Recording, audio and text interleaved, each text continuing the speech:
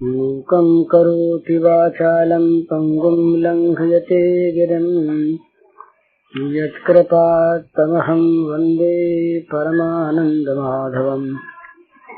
श्रीमन्मदनगोपालं वृन्दारण्यपुरन्दरं श्रीगोविन्दं प्रपद्येऽहं दीनानुग्रहकालकम्।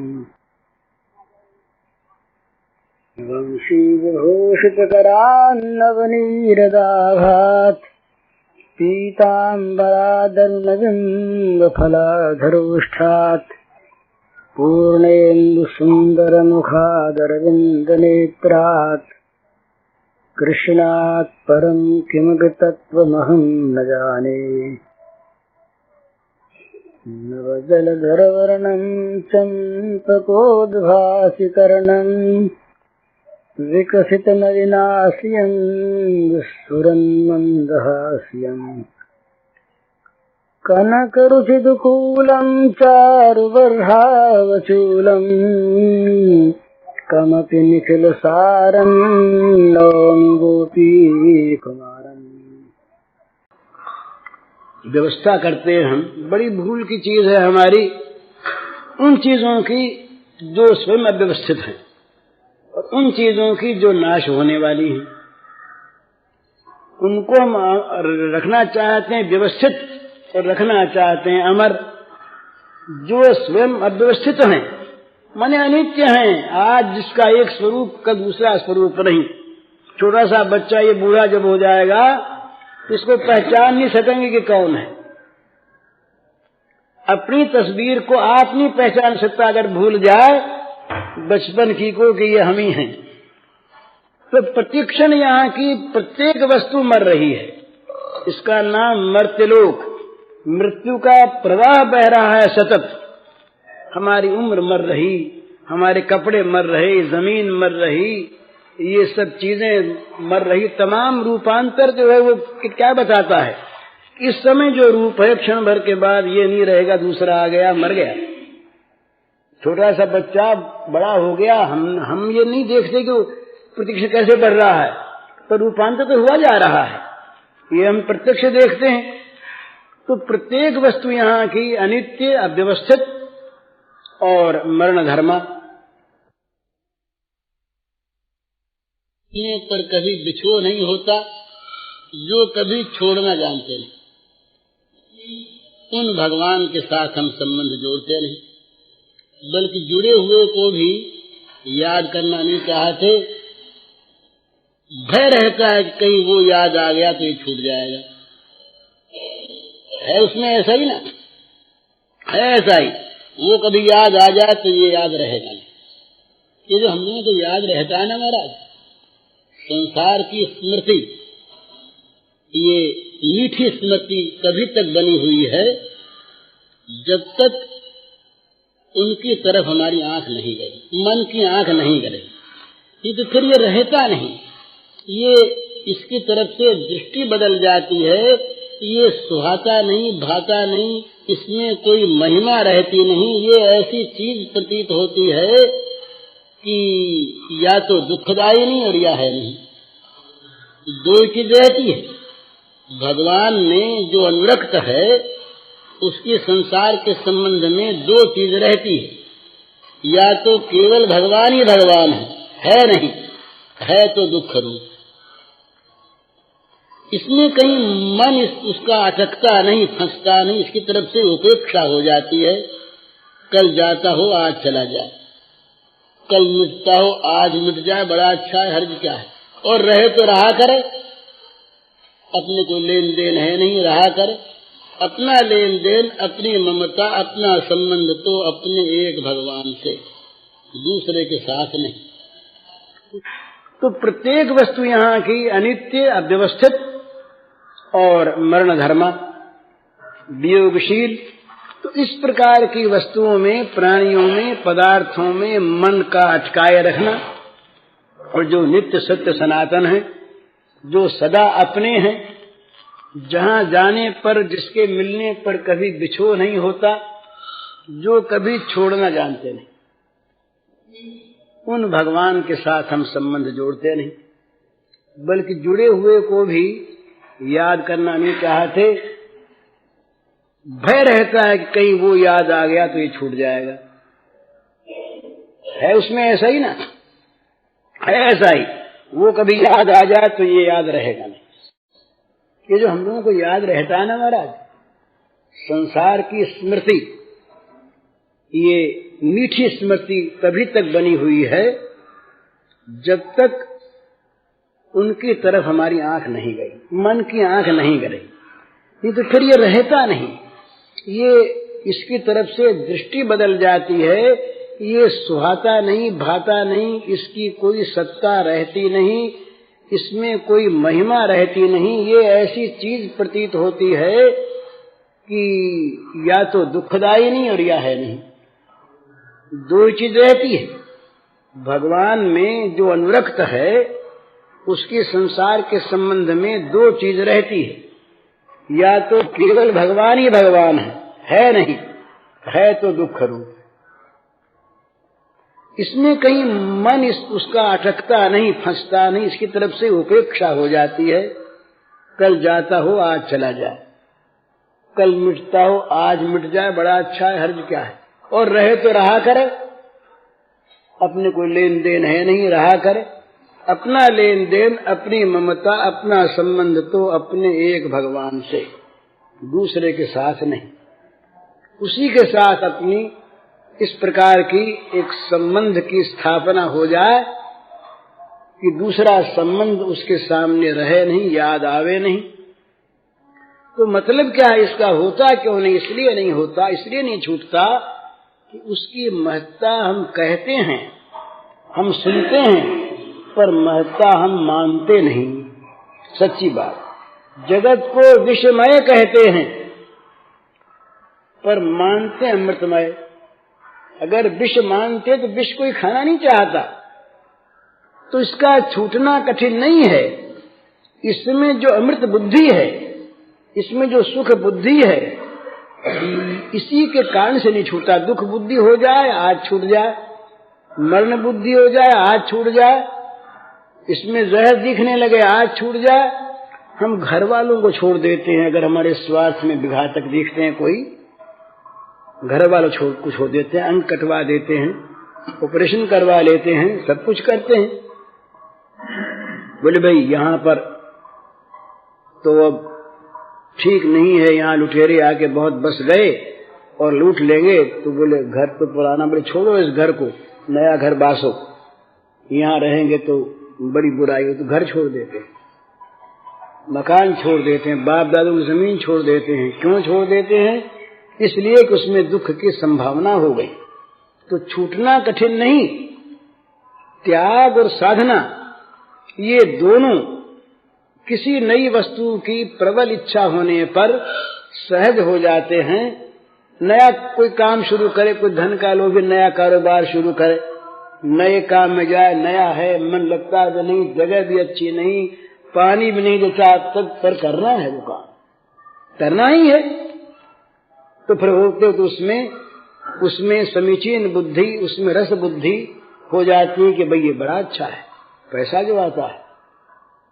इसी प्रकार से साध्य में सद्बुद्धि हो, साध्य में प्रिय बुद्धि हो, साध्य में मधुर बुद्धि हो, तो उसके अनुकूल साधनों के ग्रहण में और प्रतिकूल के परित्याग में जरा भी कठिनता नहीं होती। अपने आप वो सधते हैं, प्रतिकूल का परित्याग अपने आप। भाई हम पैसा जब कमाना चाहते हो यदि, तो जहां पैसा जाता हो वहां अपने आप वो छूट जाता है, उसको नहीं करना चाहते। तो जहां आता हो वो अपने आप मन लग जाता है। उसमें अनुकूल बुद्धि होती, उसमें प्रतिकूल बुद्धि होती।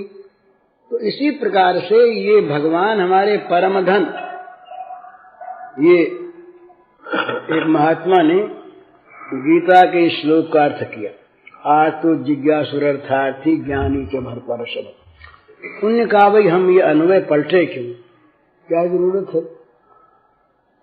तो अब ऊंचा नीचा सिद्ध करने के लिए पहले बोले भी अर्थार्थी को पहले लाओ, क्योंकि अर्थार्थी तो किसी लाभ की आशा से, अर्थ की इच्छा से न भजता है, दुखी तो बेचारा दुख के मारे उससे रहा नहीं गया इससे, तो अर्थार्थी नीचा, उससे ऊंचा आर्त, उससे ऊंचा जिज्ञार्थी और ज्ञानी महान ऊंचा। तो उन महात्मा ने कहा कि हम तो सीधे ही अर्थ देखेंगे इसका, सीधे। अपनी अपनी आंख है ना, अब भगवान ने क्या कहा ये तो भगवान जाने, हम तो अपनी आंख से देखते हैं। तो उन्होंने अपनी आंख से देखा, बोले भाई ये अर्थार्थी का अर्थ जगत का अर्थ करें तो ये तो बनता नहीं, तो अनर्थ है।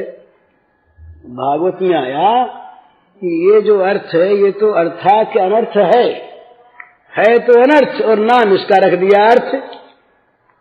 ये धन के गुलामों ने, पैसे के गुलामों ने इसका नाम अर्थ रख दिया। यह है तो अनर्थ, प्रत्यक्ष इससे 15 अनर्थ पैदा होते हैं, भागवत में आया। एक अर्थ से 15 अनर्थों की उत्पत्ति होती है। एकादश में है शायद 23वें अध्याय, ऐसा होता है। तो उन्होंने कहा कि भाई हम तो जैसा अर्थ ऐसे रखेंगे। आर्तो जिज्ञासुरर्थार्थी ज्ञानी च भरतर्षभ, भगवान की प्राप्ति के लिए जो आर्त हो रहा, जिसके प्राण रो रहे हों भगवान को पाने के लिए, वो तो आर्त है। जो दुख को बुलाना चाहते हैं वो आर्त कैसे हैं? वो तो मूर्ख हैं, बेवकूफ। अपने घर में आप आग लगाने के लिए दियासलाई मांगे, मर जाने के लिए जहर मांगे, गिर पड़ने के लिए गड़ा छोड़े, वो कहीं बुद्धिमान थोड़ी, अर्थात थोड़ी। जो अनर्थ को चाहे वो अर्थार्थी नहीं, हो तो बेवकूफ। अर्थार्थी कौन? जो वास्तविक अर्थ है उसको चाहे। आर्थ कौन? जो उसके लिए आतुर हो। तो पहले लिया आर्थ को, आर्तो जिज्ञासुर अर्थार्थी। बोले भाई जैसे गोपियां भगवान को ढूंढ रही थी, अंतर्धान होने पर बड़ी आर्त हुई, प्राण रो रहे, कहीं पर उसमें बनावट नहीं, कहीं दिखावट नहीं, प्राणों का करुण क्रंदन। भगवान के लिए प्राण रो उठे तो भगवान मिल जाते हैं। आंखों में चाहे किसी का आंसू आवे चाहे सूख जाए। किसी ने पूछा कि यार ये कोई एक पन्ना आया है कि आंख झरने लगे, तो मिर्च लगा दे तो आंख झरने लगेगी। आंख झरने का थोड़ा ही महत्व है।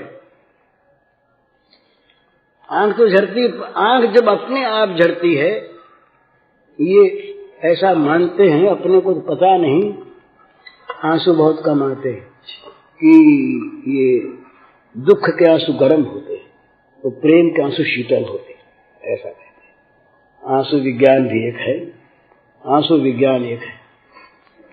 आंसुओं में वो अपने अंदर के जिस प्रकार के भाव होते हैं और आंसुओं में जो भाव कारण होते हैं, उन्हीं भावों का आंसुओं में भी प्रादुर्भाव होता है। वो आंसू ऐसे किसी के होते हैं जो करुणा पैदा करते हैं, किसी के आंसू क्रोध पैदा कर देते हैं, किसी के आंसू प्रेम पैदा कर देते हैं, किसी के आंसू दूर हटा देते हैं। क्रोध के भी आंसू होते हैं, काम के भी होते हैं, लोभ के भी होते हैं, निराशा के भी होते हैं, आशा के भी होते हैं। आंसू भिन्न भिन्न प्रकार के होते हैं। क्या कह रहा था, भूल गया। आर्त जिज्ञासुर अर्थात, ये बिल्कुल महाराज आपने ठीक बता दिया। तो आर्त कौन? जिसके प्राण भगवान के लिए क्रंदन करते हों, जो भगवान के लिए आर्त होकर के और आतुर हो रहा हो, जिससे सहन नहीं होता हो, वो तो आर्त। क्यों आर्त है? कि वो अर्थार्थी है। आर्त ही अर्थार्थी होता है, बाकी अर्थार्थी होते हैं। भगवान ही एकमात्र अर्थ हैं और सारे अनर्थ। इस भाव से आर्त होकर जो भगवान को प्राप्त करने की चेष्टा करे, वो है अर्थार्थी भक्त। आर्त होकर भगवत रूप अर्थ की जो अभिलाषा करे, जिसके प्राण उठें, वो अर्थार्थी भक्त। अर्थार्थी क्या करता है? जिसको चाहिए पूछता है। तो भाई तुमने देखे हमारे श्री कृष्ण को कि श्याम सुंदर तुमको दिखाई दी, अरे धरती तेरे ऊपर से तो गए ही होंगे ना। और भाई तुलसी जी, तुम तो बड़ी प्रिय हो हमारे प्राणनाथ की, तुमने देखा होगा ये मालती, ये तुम्हें तो बड़ी सुगंध है, और तो कहीं श्याम सुंदर ने तुमको हाथ में लिया होगा, सूंघा होगा, तुम तो जानते होगे, बताओ। ये जिज्ञासु, अर्थार्थी हो बिना जिज्ञासु नहीं होता कोई। जिसका कोई अर्थ ही नहीं है वो किस बात को पूछेगा? वो पता लगाएगा वो जिसको कुछ चाहिए, और चाहना असली किसकी, जो उसके लिए आर्त हुआ रहे। तो आर्त होने पर अर्थार्थी सिद्ध होता है, और आर्त युक्त अर्थार्थी जिज्ञासु होता है।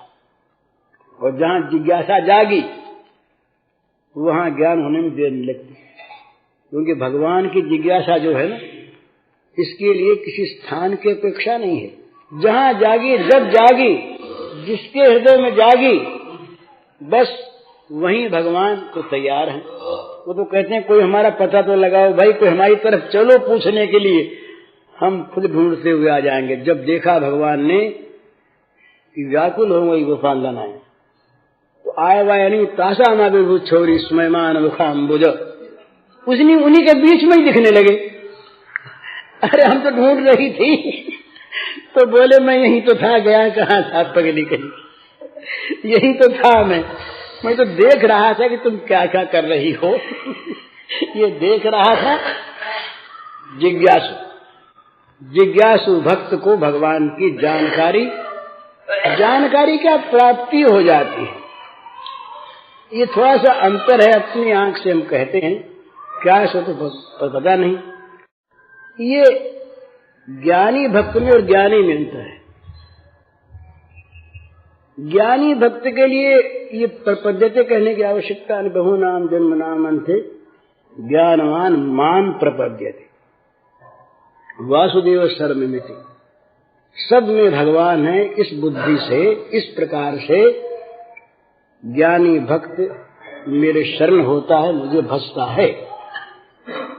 वो जो ज्ञानी भक्त नहीं है, जो चतुर्विध भक्तों की श्रेणी में नहीं है, वो भजता उसका नहीं है। क्यों भजे? उसका स्वारस्य न भजने में है। और इसका इसीलिए माम प्रपद्यते यहाँ पर है। गीता का जो माम, ये जो है ना, हम माम ये भगवान श्री कृष्ण के लिए, और किसी के लिए नहीं। कृष्ण तो सब में है। तो माम प्रपद्यते, मुझ कृष्ण को सर्वत्र देख करके वो भजता है। वो तो महात्मा है, और ये सुदुर्लभ महात्मा, ये अंतर है महाराज। नहीं तो ज्ञानी कहेगा मैं हूं, मेरे आत्मा काको करूं प्रणाम, वो तो प्रणाम में छोड़ देगा। ये महात्माओं की वाणी है, इसका विरोध नहीं। ये महात्माओं की वाणी, इसका खंडन हम नहीं करते। हम ब्रह्मास्मि मानने वाले बड़े ऊंचे हैं। जिनका क्षुद्र अहम एकमात्र महान विशाल अहम में जाकर के स्थापित हो गया, और उस आंख से जो कहते हैं हम ब्रह्म हैं, तो सच्ची बात कहते हैं, झूठ थोड़ी कहते। पर वो भगवान को तो नहीं भजते ना, इस दृष्टि से ये दूसरी चीज है। तो माम प्रपद्यते, वहां तो वो सारे कर्मों का वो उपसंहार हो जाता है। समर्पण उपसंहार में बड़ा अंतर है। भला समर्पण और चीज है, समर्पण में क्रिया का अभाव नहीं है। वहां भजन क्रिया, सेवा क्रिया चलती है, उनके लिए चलती है। और उपसंहार में कर्म रहते नहीं। तो वो ज्ञानी, ये चार प्रकार के भक्त, अर्थात आर्त वो जो भगवान के लिए आर्त हो गया, आतुर हो गया। अर्थार्थी वो कि जो भगवान को ही परम अर्थ मान करके उनकी अभिलाषा करता है। जिज्ञासु कौन? जो अपने भगवान को ढूंढता है। और ज्ञानी कौन? जो भगवान को सर्वत्र देखता है। जित देखूं तित श्याममयी है, जित देखूं तित श्याम, जहां जहां वहीं श्याम सुंदर नाचते, श्याम सुंदर खेलते, श्याम सुंदर बोलते, हंसते, वो दिखाई देते हैं बड़े मजे में। तो जो तो ही नंद को कुमार नाही दृष्टि पर्यो, तो लो तू बैठे भले ब्रह्म को विचार ले। ये तो विचार की चीज और आंख की चीज, ये तो सोचने की चीज और वो खाने पीने की चीज। मौज है। तो ये बात होती कहाँ है? आर्त भक्त कौन होता है? जो विषयों के जंगल से बाहर निकल गया, इस आग से जो बाहर निकल गया। विषयासक्ति, भोगासक्ति, भोग ममता, ये भगवान के लिए आरती नहीं पैदा करने देती हमारे हृदय में। हमारा हृदय निरंतर भगवान से विमुख रहता है और आर्त रहता है जगत के पदार्थों के लिए, प्राणियों के लिए, कहीं चला न जाए और कहीं बिछुड़ न जाए, कम न हो जाए और मिलता रहे। बस ये आरती इसकी। मंदिर में जाएगा, भगवान के सामने जाएगा, माला फेरेगा, संत के पास जाएगा, तो वो संत की कृपा से हमारा अमुक अमुक काम बन गया और बनता रहेगा। मानो संत इसी काम के लिए बेचारा है कि तुम्हारा जगत का काम वो करता रहे, झाड़ू देता रहे। वो देता है झाड़ू, इसमें संदेह नहीं। वो झाड़ू भी लगाता है, भगवान झाड़ू लगाते हैं, उसकी तो बात ही क्या है। कोई अगर भगवान झाड़ू लगवाना चाहे तो भगवान के हाँ भैया लगाएंगे। अर्जुन से पूछा कि तुमने हमको मांग तो लिया, काम क्या कराओगे? बोले महाराज थकवाएंगे।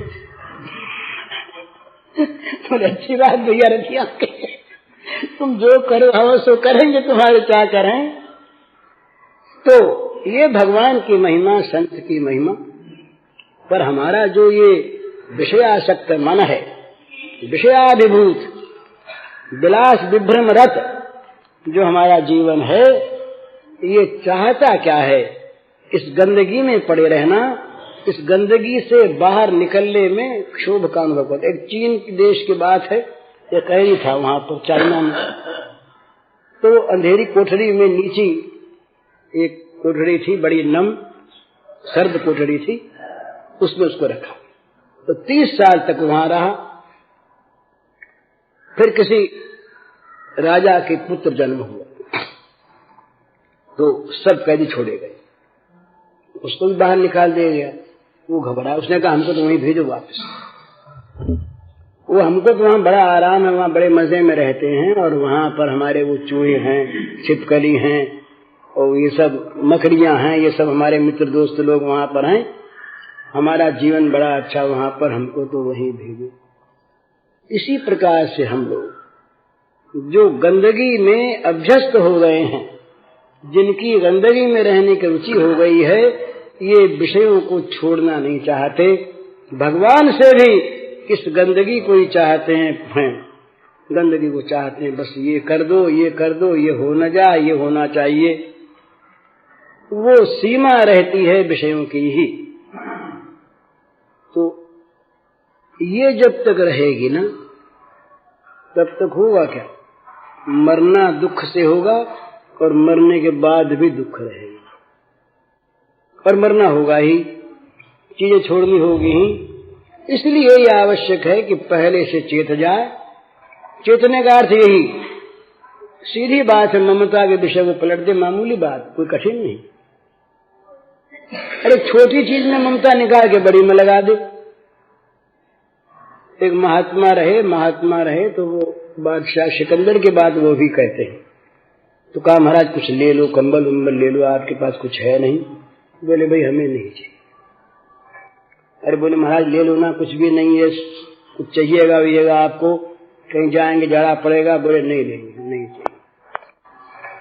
अरे बोले महाराज ले लो ना, कुछ भी नहीं है, कुछ चाहिएगा आपको, कहीं जाएंगे जाड़ा पड़ेगा। बोले नहीं लेंगे, नहीं चाहिए। तो महात्मा सिकंदर के मन में बड़ा भाव, उसने कहा महाराज हमें तो ऐसा कोई त्यागी नहीं देखा, आप बहुत बड़े त्यागी हैं, क्या कहने आपके त्याग की बात। तो बोले भैया त्यागी तो तुम हो, हम त्यागी कैसे? बोले महाराज ये उल्टी बात आपने कही, प्रत्यक्ष त्याग दिखता है ना आप में, हम तो भोगी और आप त्यागी। बोले नहीं भैया तुम समझे नहीं, हमने तो भगवान के अतुल ऐश्वर्य को देख करके, उनके अतुल महिमा वैभव को देख करके तुच्छ भोगों को त्यागा है, जो नष्ट होने वाले गंदे, और तुमने इन भोगों के लिए भगवान को त्याग दिया है। तो तुम त्यागी कि हम त्यागी? बताओ, त्यागी तुम हुए कि हम त्यागी हुए? हमने छोटी चीज छोड़ी है बड़ी चीज के लिए, और तुमने बहुत बड़ी चीज को छोड़ दिया इन कुछ चीजों के लिए, तो त्यागी तुम हो। तो कहने का मतलब है कि हम लोगों की आंख इतनी गंदी, जीवन इतना गंदा, इस गंदगी में ही हम तरब लाभ मानते हैं, और इसके लिए भगवान को छोड़े हुए, भूले हुए, और अपने को बड़ा भारी बुद्धिमान भी समझते हैं, मर्मज्ञ समझते हैं, विद्वान समझते हैं, नेता मानते हैं, न मालूम क्या क्या मानते हैं। नामों का तो कोई ठिकाना, जो नाम अपने को अच्छा लगे वो हम, बाकी सब नीचे। तो ये दशा हमारी, तो इससे मुक्त होना है। मुक्त होने का अर्थ यही है कि इसमें से ममता को निकाल दें और बड़ी चीज में ममता कर दें, लाभ की चीज। तो उसमें दो ही बात की आवश्यकता है, यहाँ की चीजें गंदी है ये विश्वास हो जाए, और भगवान बड़े से बड़े हैं ये विश्वास हो जाए, वे अमूल्य हैं, और ये सारे और ये हानिकारक है। मूल्यवान तो है ही नहीं, ये तो घाटा डालने वाले हैं, नुकसान करने वाले हैं। विषयों में ममता हुई कि नुकसान ही नुकसान, इसमें कहीं पर लाभ की जरा भी आशा नहीं। थोड़ा बहुत ये होता है कि अगर कहीं विषयों को हम भगवान की सेवा में लगा सके, मन को, तन को, बुद्धि को, धन को, इंद्रियों को, तो इतना सा लाभ है। पर इनमें जितनी हानि की संभावना है, लाभ की संभावना कम, क्योंकि ये तो बहिर्मुखी है ना, और बहिर्मुख करने वाली चीज। और इनके आ जाने पर क्या होता है, जागतिक पदार्थों के बहिर्मुखी लोगों का संग बढ़ जाता है। ये सबसे बड़ी आफत एक और है। ये आफत, बोले हम तो साहब बड़े आदमी हैं और हम तो बड़ों का संग करते हैं। बड़ों का संग करने का अर्थ क्या है, विषयी लोगों का संग। बोले हमारे पास राजा लोग आते हैं, मिनिस्टर लोग आते हैं, बड़े बड़े अधिकारी आते हैं, बड़े बड़े पैसे वाले आते हैं, बड़े बड़े लोग, बुद्धिमान लोग आते हैं। और भगवत भक्त बोले ऐसे हमारी पोजीशन ये नहीं कि हम ऐसे अरे गरों में बैठे, हम बड़े लोगों में बैठने वाले हैं। इसका अर्थ क्या हुआ, महाराज बड़ा अटकाता है। बोले सत्संग में जहाँ, बोले कौन कौन जाते हैं, कोई अपने पोजीशन के भी हैं क्या? नहीं, आप शरीक तो नहीं। तब बोले वहां फिर अपने जाने का आते हैं छोटे मोटे लोग, बड़ा अच्छा काम है, सुंदर है, पर अपनी पोजीशन नहीं कि वहां जा करके बैठे। अपने तो अपने कोई समान लोग आते हों, तो बड़े आदमी लोग सत्संग में नहीं आते, और आते हैं तो अपना बड़प्पन दिखाने को आते हैं, लेने को नहीं आते। ऐसा हमने देखा है अधिक। पर बड़प्पन का अर्थ क्या है क्या? उसका मूल्य क्या है? वो तो विनाशी चीज है, दुख में डालने वाली चीज है, फंसाने वाली चीज है। और उसका अर्थ यही होता है कि उसके साथी संगी जो होते हैं वो मिलने लगते हैं और भी ज्यादा मोह में पड़ता है। भागवत ने कहा उनके संगियों का संग त्यागो। श्री राम श्री संगी नाम संगम त्यक्त्वा दूरता आत्मवान। आत्मवान पुरुषों को चाहिए कि उनका संग ही नहीं, उनके संगियों का संग दूर से त्याग दे, उनके साथियों का साथ त्याग दे, और भगवान के साथियों का साथ करे। भगवान के दासों के दासानुदासों का दासानुदास हो, बड़ा अच्छा कुछ उसमें मिल जाएगा, अमृत मिलेगा, दोष का नाश होगा, प्रकाश मिलेगा, तम का नाश होगा। लेकिन जहां मोह का अंधकार ही अंधकार छाया है, वहां जाके तो ज्ञान की आंखें फूट जाएंगी। इसलिए भगवान से मांगे ये। वृत्रासुर ने कहा भगवान से कि महाराज जाए कहीं कोई बात नहीं, पर आपके जो भक्त हैं उनका संग प्राप्त हो, विषय लोगों का संग प्राप्त हो ही नहीं। भक्तों का संग, मरने के बाद जहां जहां हम जाएं भक्तों का संग प्राप्त हो, जीवन अच्छा रहा। और कहीं विषय लोगों का संग प्राप्त हो गया तो डूबे। वो मन बदल जाता है, मन बदल जाता है, मन विषयाकार बन जाता है। वो झूठ नहीं बोलता, वो बेईमानी नहीं करता। विषयाकार मन ये विषय की महत्ता हमेशा दिखलाता रहता है, हर समय। इसलिए विषय जितने हैं इनका भगवान में समर्पण कर दे। ये सब भगवान की चीज, अपने लिए नहीं। अपने लिए तो बस भगवान की दी हुई फकीरी,